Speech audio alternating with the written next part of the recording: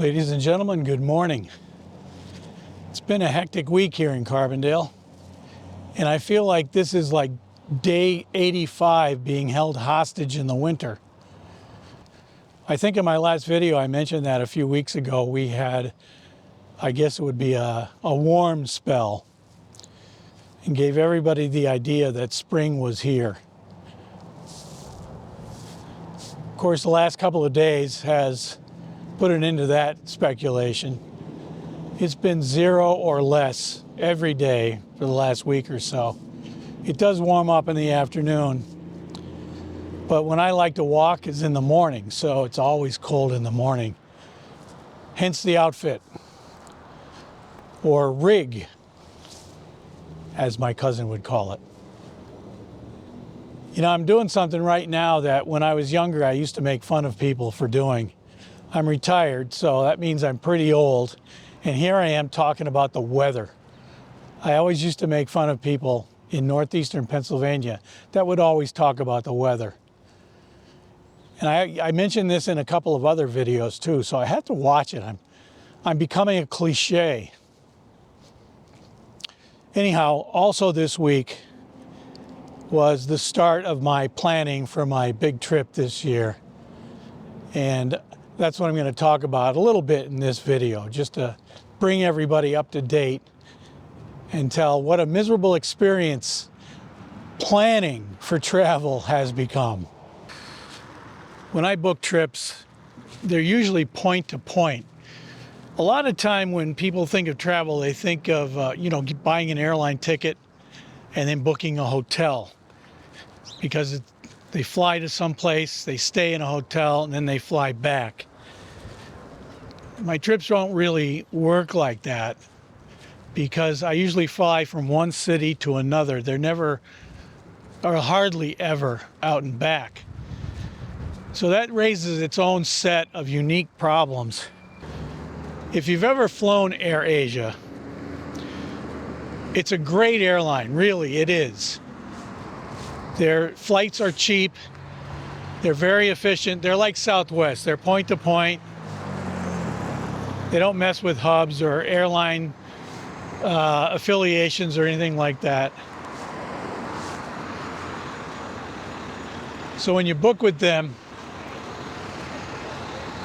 you're usually going from one small city to another.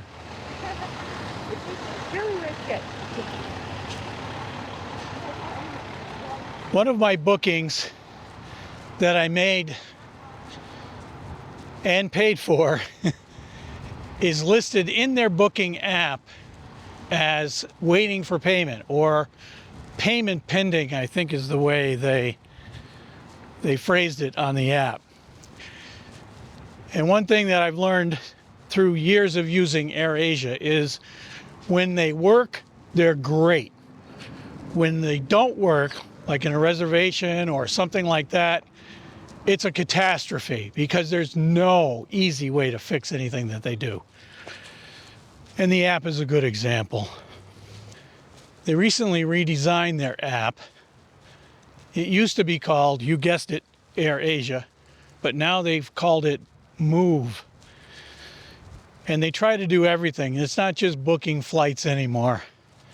You can book flights, you can book hotels, you can rent a car. Some of those things are kind of normal on a travel app. But with the AirAsia app, they try to be a one-stop for everything. I could not just rent a car, but I could probably buy a car, take out a mortgage. I can buy insurance. They can sell movie tickets. They try to do everything.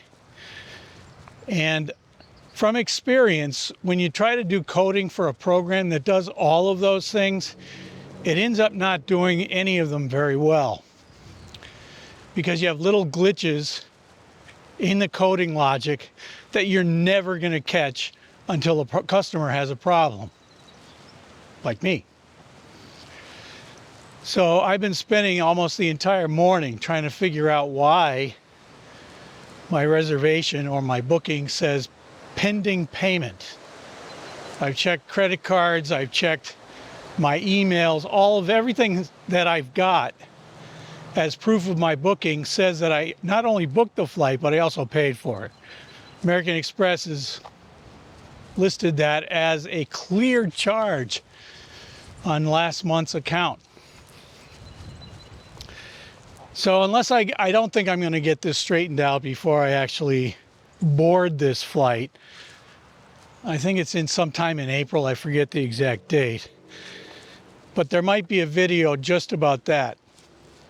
You know, I had a little excitement to the trip. But these apps that try to do everything are not really, they don't attract me. I don't see any real purpose to it. Uber's getting like that. You can book a car, you can book a ride, you can buy food, you can have delivery. They try to do too much and they end up, you know, shooting themselves in the foot. Yeah, if you look at some of these trees, they are starting to bud just a little bit. So I'd give it another maybe 2 weeks and hopefully it'll be warmer where I don't have to put my level 4 temperature protection on just to go outside. Also, when booking hotels, there's usually two websites that I use to book a hotel. One is Airbnb and the other one is booking.com. I'm sort of growing disaffected with Airbnb. It doesn't really work for me. It's gotten too expensive. I mean, if you look for places to stay in various cities, your go-to thing is probably Airbnb. Like if you're staying a month somewhere, Airbnb is a good first place to start looking. But then after you find some spots, if you start looking at hotels in the same area, the chances are good that you're going to find a nice hotel for less money than what Airbnb charges. When I first started traveling long-term, Airbnb was cheaper. You could get something like a month or two in a certain town and pay a lot less on Airbnb than you would if you stayed at a hotel. But that's changing. Airbnb is no longer the cheaper alternative in some cases. And that's what I'm finding out on this particular trip. Last year I started noticing it, but this year it really stands out. So I'm trying to use booking.com as my go-to reservation platform. And so far that's worked out. We're looking again at the 1909 bridge. During the spring and summer, this is a very picturesque location. Here's a picture of what it looks like when it's not below zero here. This is one of my favorite places to walk. This is part of the Lackawanna Heritage Trail, as I'm sure anyone who watches my videos knows by now. I sometimes make fun of how few views my videos get. And I noticed something unusual that happened twice now this year. Normally I try to publish a video every week, but twice, last week and a couple of weeks before that, I missed my publication date. And I noticed that the number of subscribers actually went up. So I get more subscribers when I don't publish a video than when I do. I'm sure there's a message in there somewhere. I'm not sure it's a good message for me about the quality of my videos, but I'm going to have to think about this a little bit more. The real thing though with YouTube video popularity actually rests in where you are and what you talk about, obviously. I had ridiculous luck with one of my videos about a few months ago. I think it was back in October of 2023. I made a video about why I like Kuala Lumpur. When I made that video, it was sort of off the cuff. I woke up that morning, it was a Saturday, I think. I was in Kuala Lumpur, and I wanted to publish, I think it was Monday morning in Kuala Lumpur time, that I would have to publish a video for that week. So I sort of panicked. I just got out, had some breakfast at a restaurant, and started making the video there, just sort of seat of the pantsed it. Anyway, that has turned out to be the single most popular video I ever made so far. It has almost, by the time you watch this, it has almost 100,000 views.